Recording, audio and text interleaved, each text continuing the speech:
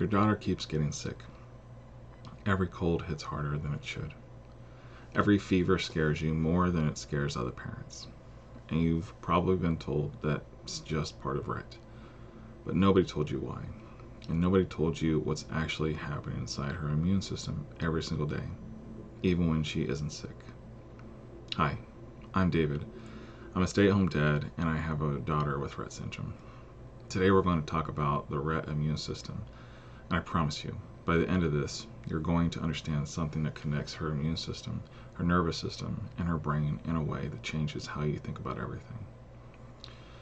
Most people think of the immune system and the nervous system as separate departments. The immune system fights infections, the brain thinks and moves, different jobs, different teams.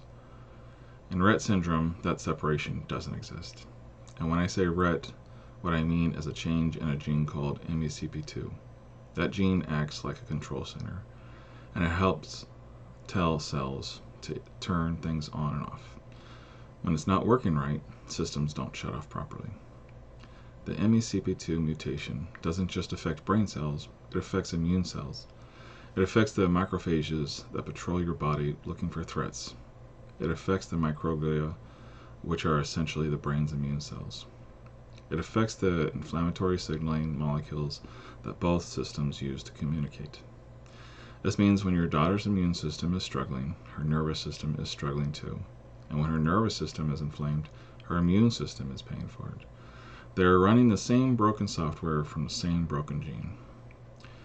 It's like the brain and immune system are using the same instruction manual, and both copies have missing pages. Understanding this connection is the key to understanding why Rett children get sick easier, why they recover slower, and why addressing the immune system and the nervous system at the same time with the same approach is not two separate problems, it's one. Research has identified 4 specific ways the Rett immune system goes wrong. Let me walk through each one. Problem 1. The macrophage that never clocks out. Macrophages are the first responders. When bacteria or viruses show up, macrophages are supposed to activate, fight, and then stand down. In Rett, the MECP2 mutation keeps macrophages in a low-grade activation state constantly. They never fully shut down. They are always on, always signaling inflammation, always consuming resources. The result is 2 things happening simultaneously: chronic tissue damage from the inflammatory signals they keep releasing, and a worn-out immune cell that actually responds worse when a real infection arrives. She's burning through her immune system response on nothing. When something real comes along, the tank is already low. This can look like getting sick more often, but also being more tired, more sensitive, or just off when she's not sick. Problem 2, the fire that won't go out. Normally the immune system has an off switch. Once a threat is neutralized, anti-inflammatory signals bring everything back to baseline. In Rett, the off switch is broken. The inflammatory cascade, once started, struggles to stop. This means minor infections trigger inflammatory responses that are disproportionate and prolonged. And her body spends weeks recovering from something another child would shake off in days. This is why a simple cold can turn into weeks of recovery instead of days. Problem 3. The immune cells that never grew up. Research shows that children with Rett syndrome have lower levels of mature B cells and T cells. The specialized immune cells that recognize specific pathogens and develop targeted responses. These are the cells that build immunological memory. Without enough of them, each new infection is essentially fought by a less experienced army.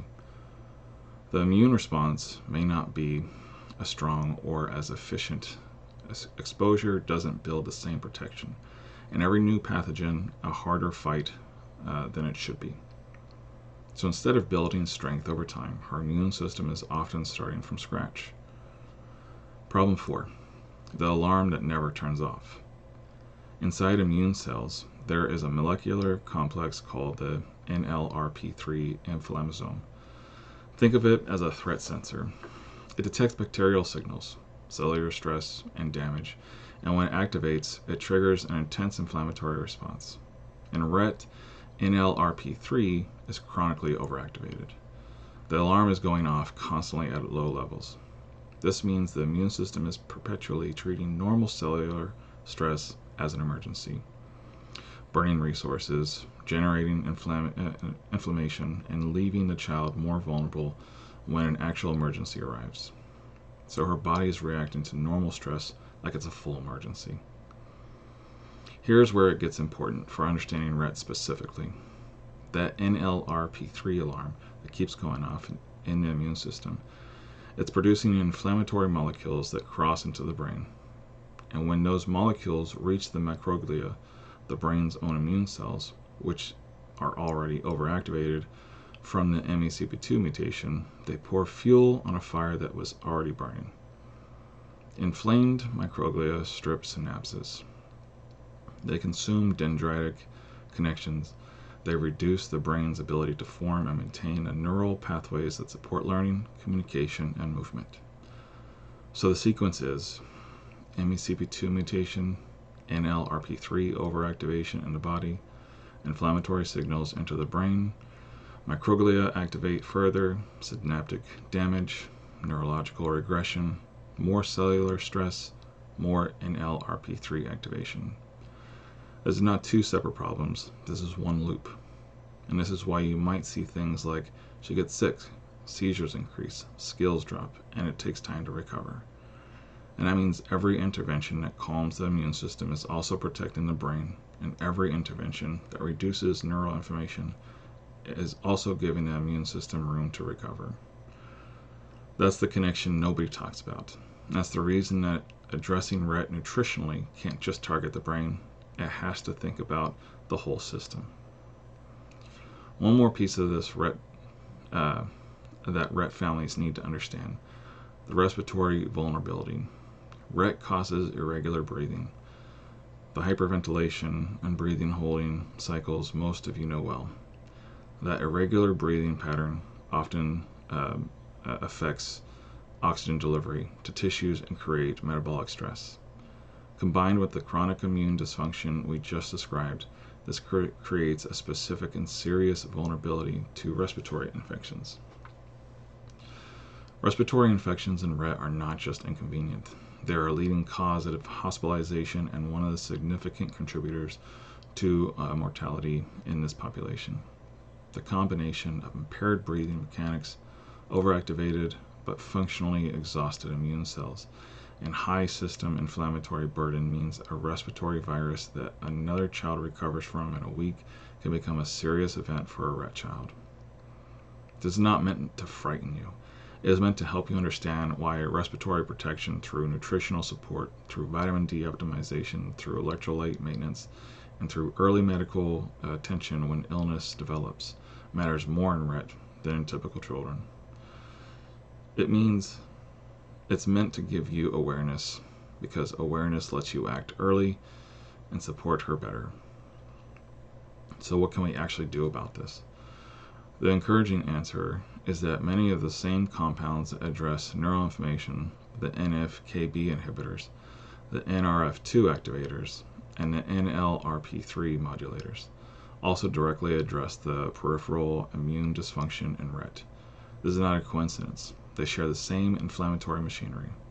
NRF2 is basically your body's internal cleanup and protection switch. Compounds that activate NRF2, the pathway that regulates antioxidant and anti-inflammatory gene expression, suppress NLRP3 overactivation from the inside of the cell. They reduce the oxidative stress signals that keep triggering that alarm. This is particularly important because the mitochondrial dysfunction in Rett is one of the primary sources of those stress signals. Reducing mitochondrial ROS output is directly reducing the stimuli for NLRP3 activation. The NF-κB is one of the main inflammation switches in the body. Omega-3 fatty acids don't just reduce brain inflammation, they shift macrophage behavior throughout the body, converting their signaling output from pro-inflammatory prostaglandins to anti-inflammatory resolvins and protectants. This directly addresses the macrophage that never clocks out. PPAR-A activators. This helps calm down overactive immune cells at the gene level, working the gene expression level to down-regulate macrophage inflammatory programs, not suppressing the immune system's ability to fight, recalibrating the baseline so it isn't constantly fighting nothing. The NLRP3 inflammasome we talked about earlier, that alarm system is directly influenced by these pathways. The gut microbiome, this is the training ground where the immune systems learn what's safe and what's not, is where approximately 70% of your child's immune system lives and gets educated. The gut-associated lymphoid tissue, the immune tissue lining the intestinal tract, is where B and T cells mature and where the immune system learns the difference between friend and foe. A disrupted microbiome in Rett means a less educated, less calibrated immune system. Probiotic and prebiotic support is not just a gut intervention, it is an immune intervention. And for the adaptive immune deficiency specifically, the immature B and T cell population.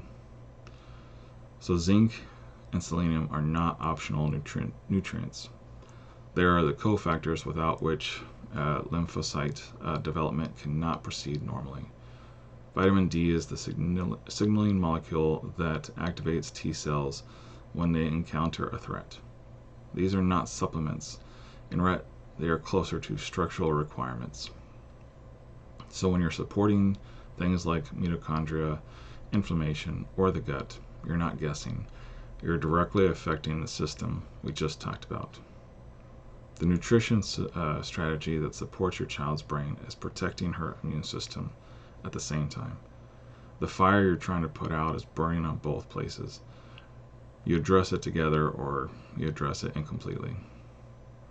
Rett syndrome is not just a brain disease, it's a whole body disease that begins with a single gene and ripples through every system. Immune, nervous, gastrointestinal, cardiac, skeletal, and respiratory, through interconnected pathways that medicine has only recently begun to fully map.